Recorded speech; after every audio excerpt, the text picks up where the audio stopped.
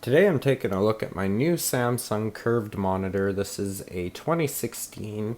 Model number is CF390 and it is a 22-inch version. I picked this up for my desktop and my MacBook Pro here, which I have a mid-2012 MacBook Pro that's powering this.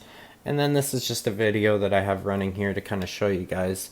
Now, the reason I wanted to do this video, I really like this monitor. Apple's been more moving to third parties for monitors and dongles and all this other kind of stuff, so I thought it'd be appropriate to throw this out there if you guys are looking for a monitor, my review of this monitor. So here we go.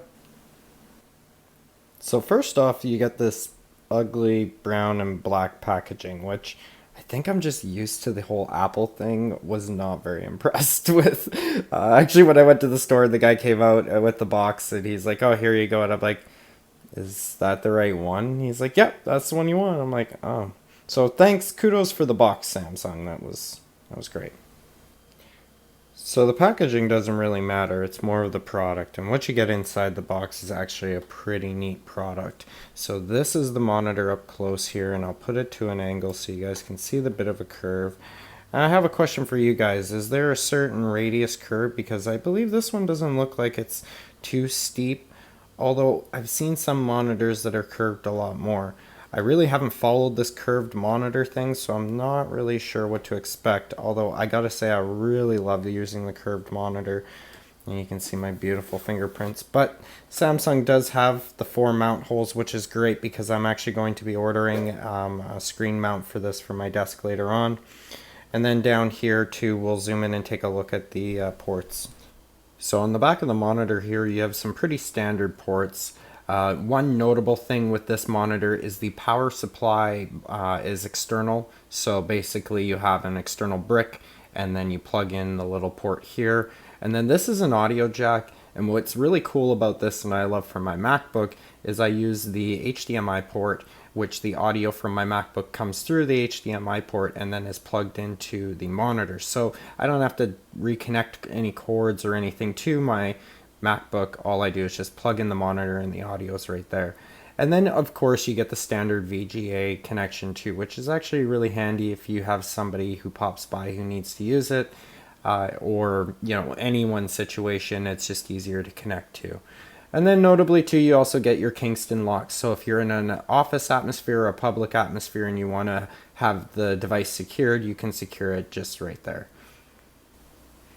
So located on the lower right rear of the monitor is your joystick kind of D-pad button. Sort of reminds me of a game controller that you use to control the settings and actually power on the device too. So pushing this on, this is the power button, and then you can move up, down, left, and right. And I'll show you guys all the settings right here. Alright, so with the monitor powered back on, basically to access the menu, to power on the device you just push in the button, and which is also the menu access button. So one tap and you'll see here your menu will open up. You can move up, down for menu, return, power.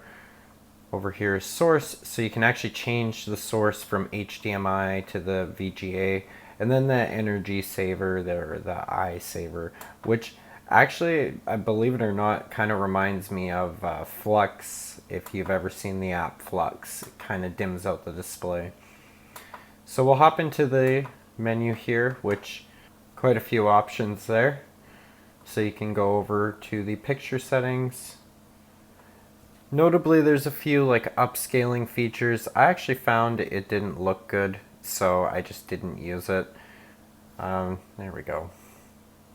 And then the eye saver mode, game mode, which a lot of you would probably enable game mode. I just find I use this more for video editing, and I don't like the way it washes out the colors. You can kind of see there. They're more vivid, but the blacks are a lot more artificial, and I don't really like that artificial black look. And then the response time, you can also turn it up. I've got it up the fastest it can go.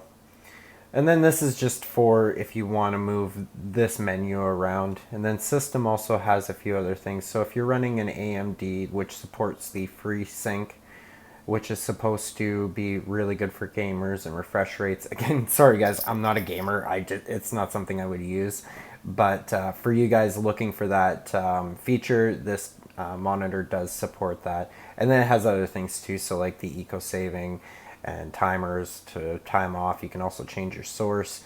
I have it set to auto detect, but you can or specify a source.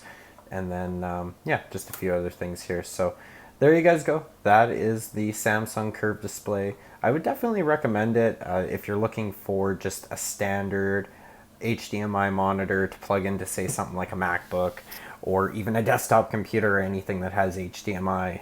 HDMI's everywhere, or even a VGA. So I did try this with a VGA plugged into an older Mac Pro that I had that I was using as a server. I've moved actually over to this guy, and it worked fine. It looked really great. It wouldn't go up to full 1080p resolution, but it does with the MacBooks. So there you guys go. I would definitely recommend the monitor. If there's any other monitors, I've been looking for another monitor for my other MacBook Pro, 15-inch.